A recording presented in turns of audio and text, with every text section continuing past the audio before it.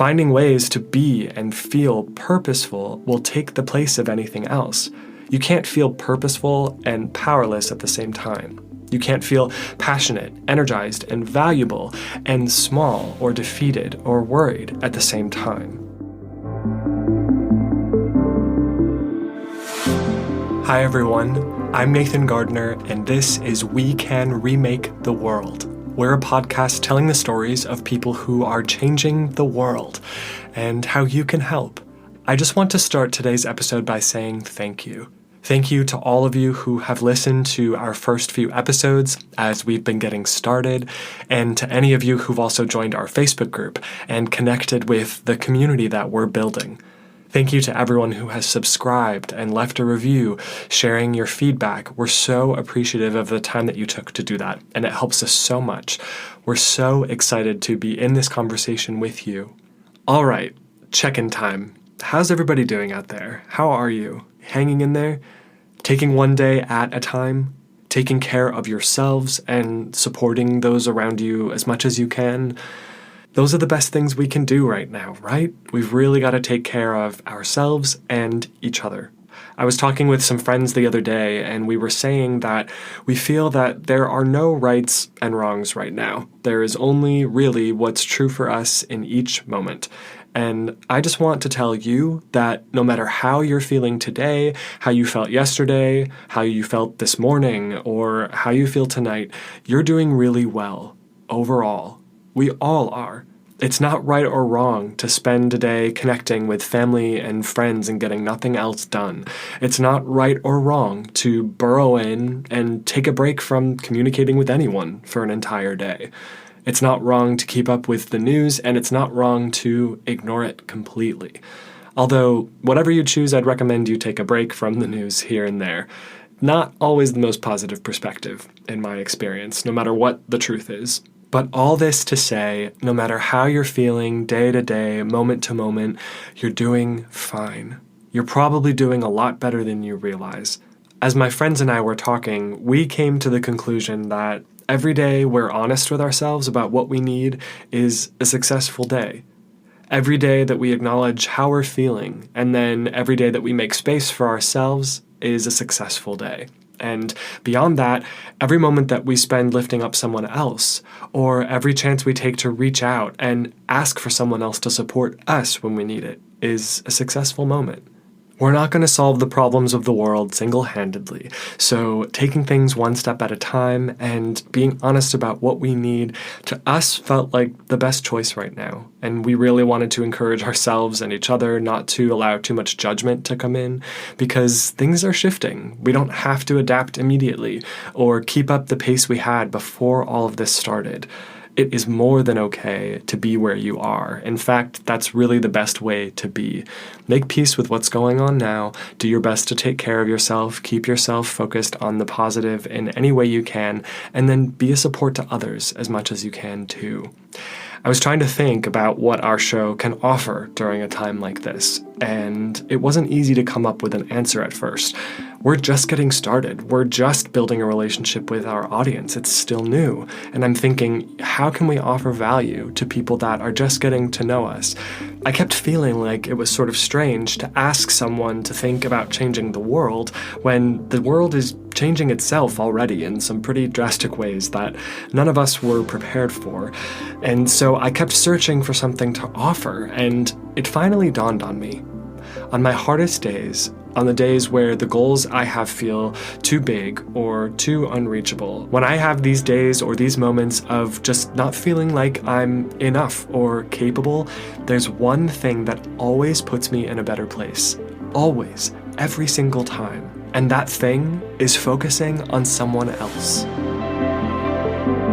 I think it can be easy to get lost in our own heads when it comes to our challenges and whatever we're struggling with, especially in circumstances like the ones we're facing right now, where we have so little control over the situation and it's really easy to feel kind of powerless and lost, and things are changing constantly. None of us know how long it's going to take for this to get better. But here's something I do know. When I stop focusing on my own troubles or worries for a minute and instead choose to reach out to someone else and be a support, offer whatever I can, I always end up feeling better, without exception. And I started to ask myself, why? Why is that? Why is it that focusing on someone else is such an effective way to make my problems smaller and sometimes to make them go away completely? I came across this quote from Gandhi, and he said, "The best way to find yourself is to lose yourself in the service of others." But what does that mean? What does finding ourselves mean? What did it mean to Gandhi when he said this quote? And what are we finding when we're focused on building up and serving others? I wanted to get to the bottom of this experience that I'd been having, this thing that I'd been noticing, where reaching out to support someone else took me to a better place. So I gave it some thought, and I came up with 5 answers to this question that I'd like to share with you. Number 1, being of service to someone else helps us to remember our connection to other people, our shared experience. I realized that a big part of what keeps me from feeling better when I'm not at my best is this feeling of separation from other people, that sense of going through whatever I'm going through that I can't share with someone else. Nobody else could possibly understand exactly how I'm feeling in this moment, or only a couple people maybe. But when I reach out to someone else, it seems like I'm always able to find a way to empathize with them. And if I find it so easy to empathize with someone else when they're going through a tough time, what's stopping anyone from empathizing with me? It kind of dissolves this illusion that my experiences are unique and exclusive to me, and that no one else will understand. When I'm supporting someone else, my goal is to make them feel better. So it becomes my mission to understand what they're feeling, what they're going through, how they're thinking, so that I can genuinely offer support. And this reminds me that we all understand each other a lot better, I think, than we often realize. Maybe I'm going through a tough day because my family member is at risk working in a hospital, and I don't know anybody else who has a family member who works in a hospital. But I do have friends and people who are close to me who have people who are close to them that are experiencing their own challenges. Maybe the circumstances are different, but the emotions are similar. We can still understand each other. One way I've seen this play out in my life a lot is I do work as a health coach for clients. I help clients to determine a better path forward with their physical health, their nutrition, their mental health, their exercise routines. And during sessions, I'm always amazed at how often something my clients are experiencing is something that I'm going through at the moment or have gone through myself. It happens so frequently, it's almost eerie. There's almost nothing that my clients describe to me that I can't relate to in some way, and I don't know this going into the conversation. We have so much more in common than I think we often realize, and there are so few experiences that we truly can't understand when our goal really is to empathize with someone else, I think. So I found that offering that empathy and being that ear for someone else often lifts my burden and reminds me that there's someone out there who can help me if I really need it. And after I've kind of gone down the empathy path and supported someone else, I often find that I don't need someone to talk to any longer. And sometimes I do. And I'm more encouraged to reach out, to have the conversation that I need to have, to get the support that I need. When we're in that position of helping and supporting someone else, I think it's so much easier to see that there's no burden on us to help that person, so why would there be a burden on someone else to help us? We remember that we're worthy of having the support that we need as we give it to someone else, because why wouldn't we want to help this person? Why wouldn't someone else who cares about us want to help us? That's number 1. Number 2, supporting others reminds us that we're never alone. And this is kind of an extension of number 1, but I think a little bit different. Another pitfall that I've noticed in myself when I'm going through a challenging moment is that I feel like I'm alone. I feel like there isn't anything I can do, no solution, no words that someone else might have that can lift me up out of that, if it's really one of those moments. But it's so important to remind ourselves that this is never true. And being that support for someone else helps us, I think, to see just how easy it is to clear away this illusion of being alone in any way, because it's so easy to simply reach out. The only thing that keeps us apart from each other truly is not acting, not reaching out. Taking that action yourself reinforces how artificial these boundaries that we perceive between us really are when it comes to connecting and being there for each other.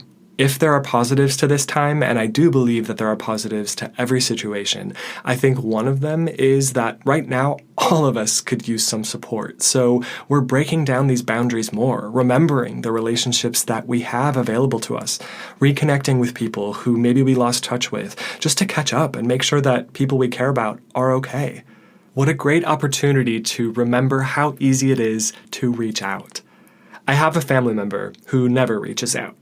Not because this person doesn't believe that there's love or support there for them in our family, I don't think, but they just assume that others are too busy or not wanting to or not willing to connect when they want to. Maybe there's a little bit of fear that they want to connect more than the other person, so they would rather just not be disappointed and not try.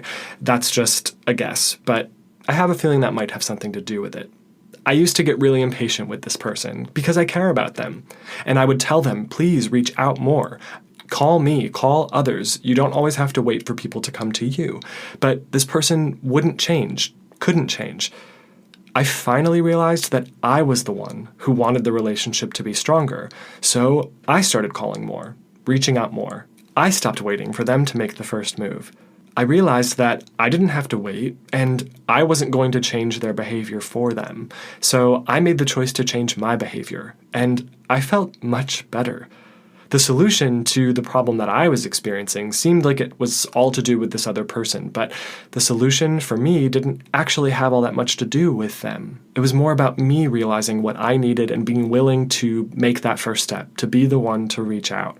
And it had the added benefit of reminding this member of my family that there are people who are willing to meet them where they are. That simple act of reaching out, especially during challenging times when everyone is going through ups and downs of their own, is really powerful. You never know whose day, whose week, whose month you can impact positively just by being willing to reach out and say, how are you? You don't have to call me, I'll call you.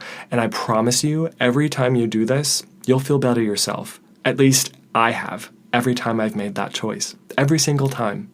I think we've gotten out of the habit of doing things like this with social media and the sort of passive ways that we stay connected with people. Reaching out for direct communication is kind of subversive these days. And again, I think really powerful.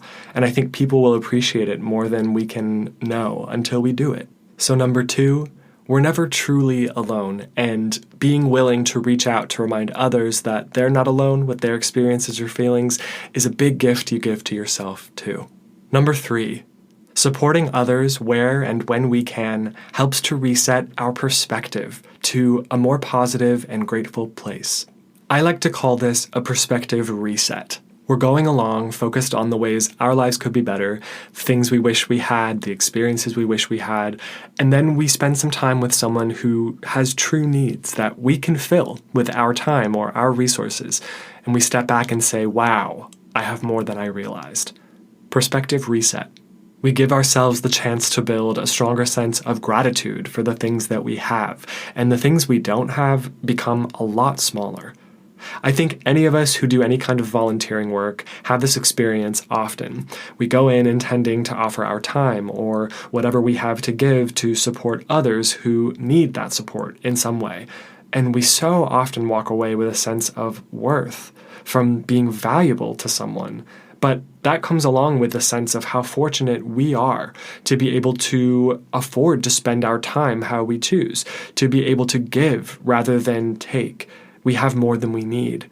We're fortunate to have enough to eat, to have our health, to have people who care about us in our lives. And that act of feeling grateful for what we do have and appreciating the things about our lives that are going well really can shift our perspective. If you caught our last episode featuring Teddy of Grateful Peoples, you know how powerful those consistent feelings of being thankful can be, and how much it can change our lives and the lives around us. Giving ourselves that perspective reset so that we focus on all that we have to enjoy and be grateful for, rather than our own difficulties or lack of possessions or lack of opportunities, has the potential to totally shift our mindset in a really powerful and positive way. Yes, there are always those who seem to have more than us, more joy, more freedom, more money, more anything. But there are also always those who don't enjoy what we enjoy. So why not choose to feel grateful rather than lacking? And why not use this difficult time of uncertainty to appreciate and acknowledge all the things that are going well for us, even amidst obvious difficulty, again, that we're all experiencing? Why not choose this time to shine a brighter light on the things that you have that make you feel good and secure and supported? I promise if you look, you'll find something. And number 4, supporting others gives us the chance to feel valuable, to offer something. I think more than anything, we want to feel useful, especially during a time when we know that a lot of people are struggling. Being of service gives us that sense of feeling valuable, of feeling like we're helping to make the situation better, which I think is something that we all crave in day-to-day life, let alone during challenging circumstances globally. I think all of us want to feel like we matter. And at the root of wanting to feel like we matter is wanting to feel like we're improving the lives of others, that we're improving the world in some way. So being of service gives us the opportunity to feel that sense of value and of worth to someone else. I'm going to go back to health coaching here for a moment, just to share more of my experiences there, because I started to notice something in my work as a health coach. I tend to schedule my health coaching sessions on the weekends, which is when I have more time. And on these days, I might be more tired, or I really might be craving some alone time or some time outside. The ups and downs of the week typically catch up to me then, and I might feel a bit overwhelmed or sometimes discouraged if the week didn't go as well as I would have liked, especially now when I'm just really up and down with productivity. And I don't always feel like helping someone else or doing anything in these moments on the weekends. But the minute I begin a session and begin to listen and support someone else, all of these burdens that I'm experiencing tend to lift almost immediately. And I'm not exaggerating. This happens every time. Doing work that is designed to lift someone else up, that puts me in a position to be of value, replaces that space of doubt and lack and worry and exhaustion with this purpose and this drive. And I'm telling you, it never fails. I'm always amazed at how much better I feel after working with a client who I'm supporting in some way. The moment the session ends, it's like I can't stop smiling, I enjoy the rest of the day more, I have more energy, I'm more open and available to my partner and to my friends and my family if I speak with them. It's like there's this switch that gets turned on because I felt useful, I felt like I contributed something, and that really drives me. And I really think that that's something that a lot of us share. We want to feel valuable. And you don't have to be a health coach to find ways to be valuable to others. The simplest things can offer value to someone else. Write a card to someone, write a postcard, do something funny or silly, send a joke to someone through the mail. Nobody's expecting letters these days. Give someone a call, send someone a text, do something thoughtful. No matter how minor it seems to you, it can really lift someone else up. And when they reach out to say, wow, what you did really put a smile on my face, or really helped me through a tough moment, or just made me laugh when all of us could use more laughter, I think will make you feel so good. And all the things that are flying around in our heads about the worries that we have or the uncertainty that's going around will get a little bit smaller, at least for a moment. And finally, number 5, serving others gives us purpose. Purpose is what all of us are really after, right? We want to feel like we fit in the world somewhere. We want to feel like what we do matters to others. When we're driven by purpose, at least in my experience, there's not much room left for feelings of negativity because we're too wrapped up in doing something that is meaningful, that means something to us, that means something to others. There's an idea that I've come across in reading kind of spiritual materials and exploring my own ways of thinking, and that's that 2 thoughts or emotions can't occupy your mind at the same time. You can't feel both positive and negative at the exact same moment, so it's a choice. Finding ways to be and feel purposeful will take the place of anything else. You can't feel purposeful and powerless at the same time. You can't feel passionate, energized, and valuable, and small or defeated or worried at the same time. And this doesn't always mean that you're directly interacting with someone else. I think this can also translate into expressing your passion in creative projects, doing things that bring you joy. It's not always about other people. Putting yourself in a place of joy and flow and fulfillment will impact your life and therefore the lives around you in a positive way too. I remember I was having a really, really bad day one day. I was struggling with some physical health problems, including some old injuries that flare up for me sometimes. I was feeling so down, I was feeling super defeated, and I just wanted to sit around and turn myself off. I wanted to go into distraction land and read something that would take my mind away, or just sit around and talk about how I was feeling just to kind of get it out of my own head. But I had scheduled an interview for this podcast with someone I was really excited to speak to. It was one of the first interviews I was recording, and it was still new and exciting. And even though part of me wanted to cancel, honestly, and reschedule the interview, I knew in my gut that that wasn't the right decision. So I pushed through those feelings and got onto the interview. Thankfully, I had done enough preparation so that I didn't have to think too hard. But the moment the conversation started, I immediately forgot everything else I had been feeling all day. The conversation was so good, so engaging. It was exactly what I was hoping to have happen by speaking to this person. We had a great back and forth. My mind was sharp. The research I had done was right there at the front of my mind. There were no problems with the recording technology. My computer was running smoothly. Everything was just flowing. After the conversation was done, the rest of my day was amazing. I forgot all about the morning I had had, and suddenly I was infused with all of this new energy. I was excited for this project that I was making, and I knew that this shift happened simply because I allowed myself to click into my purpose, to focus more on the things that I was excited about in life, creating this project that I care so much about. And that replaced that feeling of being stuck, that whole feeling that was following me around earlier that day. And I think what's great about projects or conversations or time spent focused on something that we're truly passionate about is that it's always going to be tied to purpose in some way. Otherwise, we wouldn't be so passionate about it. You know, it's always about connecting with someone else, communicating, building something that will matter to other people. I was so excited to share this conversation that I had just had and to spark ideas in the minds of our listeners based on what we had just recorded. That sense of purpose is what got me really excited more than anything else. And so when we serve others, I always think that purpose and fulfillment follow very closely behind. And when we click into purpose and fulfillment, no matter what we're doing, maybe we're recording a silly video that we post that brings others laughter. Maybe we're writing something that we can share with others. Each of us is different, and purpose and fulfillment will mean something different to each of us.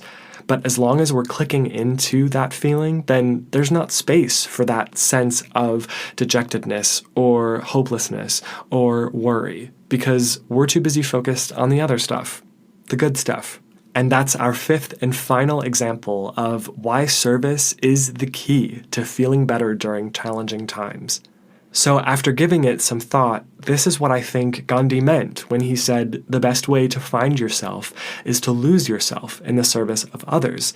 Because when it comes down to it, each of us wants to feel valuable and valued. Each of us wants to feel like we're making an impact in a positive way. Each of us wants to find our sense of purpose and to live in that sense of purpose.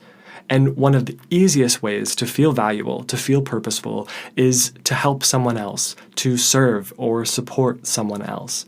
So we lose our sense of doubt, our sense of fear, our sense of worry or lack when we focus on another person. So in a sense, we lose a part of ourselves, that part that's focused on worry or doubt, when we serve someone else, as Gandhi said. And we find what we're looking for, which is that feeling of positivity and purpose and value. That feeling that we have more than we realized, that feeling of gratitude.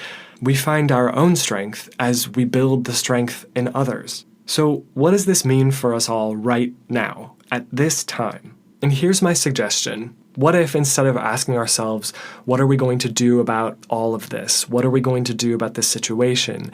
How are we going to protect ourselves? We should be thinking about those things if they serve us and if they help keep us and others healthy. Absolutely. But wouldn't it be great if we were also asking ourselves, what can I do to benefit someone else today? What can I do to be part of making someone else feel better? I wonder if that's a more powerful question and a more active and proactive question that we can ask. What's one thing we can do today to help support or build up someone else? What's one thing we can do every week to support our community? There's no wrong answer here. Whatever works for you, whatever you know will bring value to someone else. Here's our challenge for today's episode, which we do during every guest episode, but I think maybe we'll do during every episode, whether we've got a guest or not, based on the ideas that we explore. Our challenge to you today is to make a list of 5 things you can do over the next 2 weeks before our next episode to support or lift up someone else. This could be family, friends, strangers, it doesn't matter.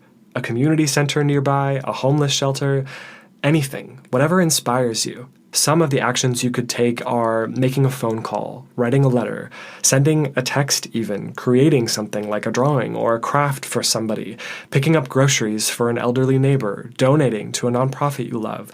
There are endless possibilities, but make a list of 5 things that you can do from where you are to support someone else or a community or an organization that you believe in, that you want to help lift up. Definitely keep taking care of yourselves as well and giving yourself what you need. But for this challenge, let's focus on others. Let's focus on individuals or groups or organizations for these 5 things. And again, they can be super small. They don't have to cost anything. And follow through at your own pace. You don't have to do all 5 things in the next week. You can do a couple things this week, a couple things next week. You can commit to doing something every day if that's something that inspires you. Follow through on your action list at your own pace and notice how you feel afterward. After everything you do for someone else, take a note of what it cultivates in you, your emotions, your thoughts. How does it affect your day?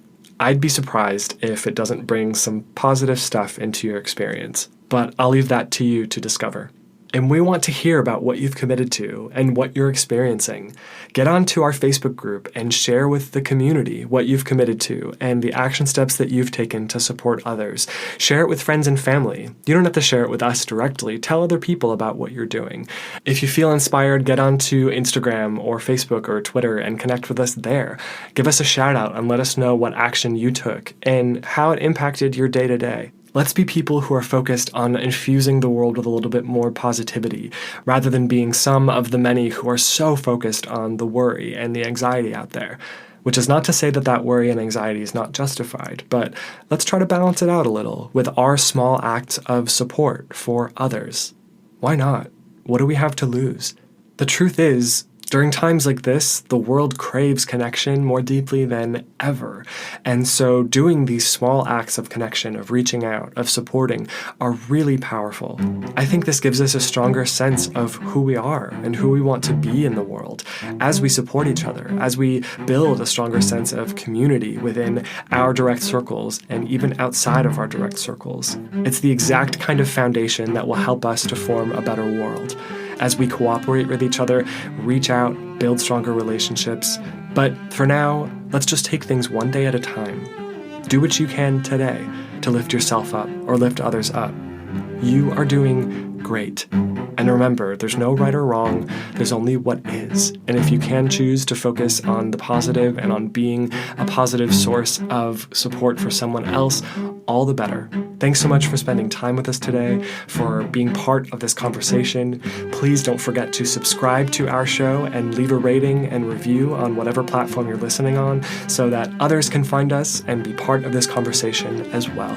Let's keep having these conversations focused on positivity, even on days when we don't feel like it, because it helps to balance out some of that other stuff that's flying around as we all do our best. We truly believe there's never been a better time to build a community of people who are focused on positivity and solutions and empowerment. And we're honored to be connecting with you through the stories that we're telling. Reach out to us anytime with feedback or suggestions, podcast@wecanremaketheworld.com, and look forward to our next episode in 2 weeks with a company that we are so inspired by that totally blew our minds. We can't wait to share that conversation with you. Until then, take care.